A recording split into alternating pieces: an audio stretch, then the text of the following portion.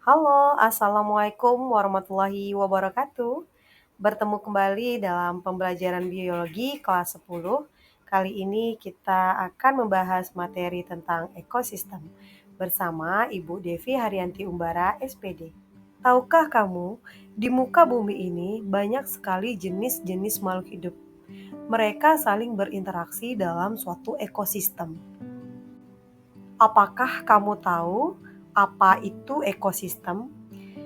Ekosistem merupakan suatu sistem di mana terjadi hubungan interaksi saling ketergantungan antara komponen-komponen di dalamnya, baik yang berupa makhluk hidup maupun yang tidak hidup.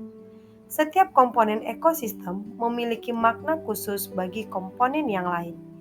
Hubungan saling ketergantungan antara komponen ekosistem sangat terorganisir. Hubungan tersebut berlangsung secara dinamis sehingga terjadi keseimbangan lingkungan. Singkatnya, ekosistem adalah hubungan antara makhluk hidup dan benda tidak hidup di suatu lingkungan.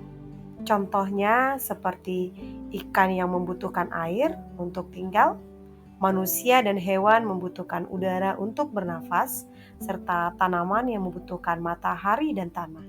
Nah, dari penjelasan singkat tadi, silahkan kamu temukan dan tuliskan beberapa pertanyaan atau permasalahan terkait dengan ekosistem yang pernah terjadi di lingkungan. Selanjutnya, diskusikan dengan teman dan guru untuk memprediksi jawabannya. Mari kita lanjutkan pembahasannya.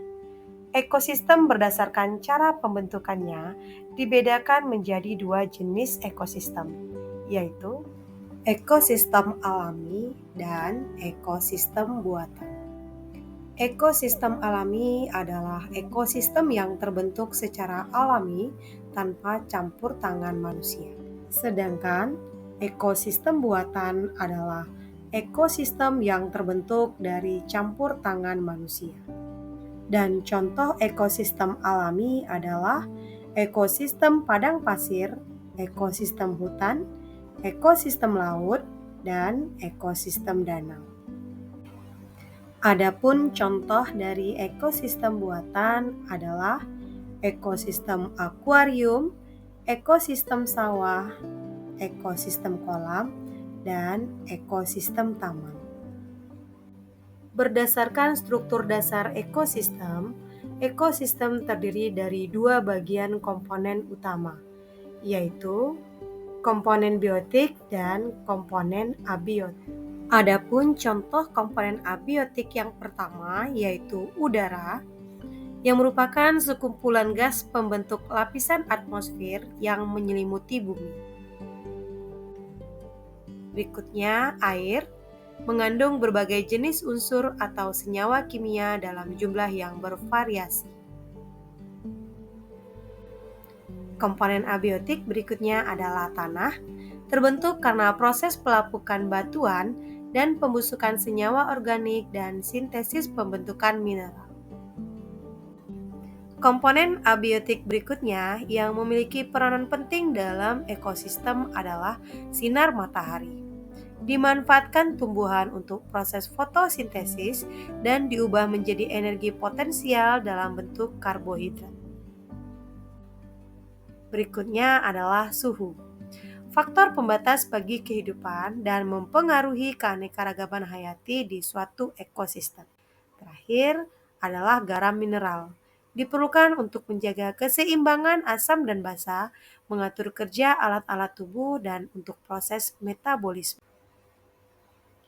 Komponen biotik adalah semua makhluk hidup dalam ekosistem. Yang pertama yaitu tumbuhan, hewan, dan manusia.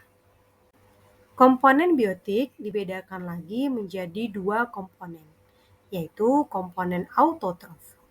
Organisme autotrof adalah organisme uniseluler atau multiseluler yang memiliki klorofil, sehingga dapat melakukan proses fotosintesis. Dari hasil fotosintesis dihasilkan karbohidrat dan oksigen. Organisme autotrof merupakan produsen utama dalam ekosistem. Contohnya adalah fitoplankton, ganggang, tumbuhan lumut, dan tumbuhan paku.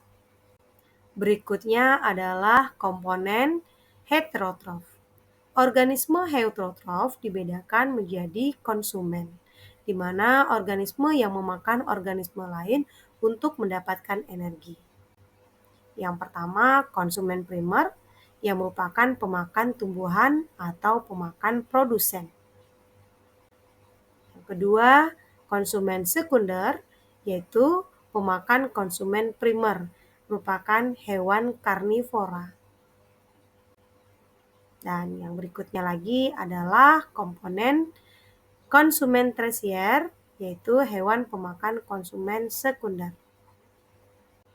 Komponen heterotrof berikutnya adalah organisme pengurai yang terdiri dari dekomposer, yaitu mikroorganisme yang menguraikan zat organik sisa tumbuhan atau hewan detritus seperti selulosa atau kitin menjadi zat yang lebih sederhana. Kemudian detritivor hidup dengan cara memakan serpihan tumbuhan atau hewan yang sudah mati. Nah, dari pembahasan tadi, mari kita uji kemampuan kita yuk. Tentukan komponen biotik atau abiotik pada gambar di bawah ini.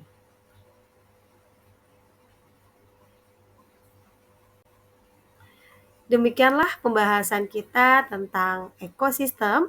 Semoga kamu dapat memahaminya ya. Selalu semangat belajar. Sekian dulu, terima kasih. Assalamualaikum warahmatullahi wabarakatuh. Sampai bertemu di kesempatan berikutnya.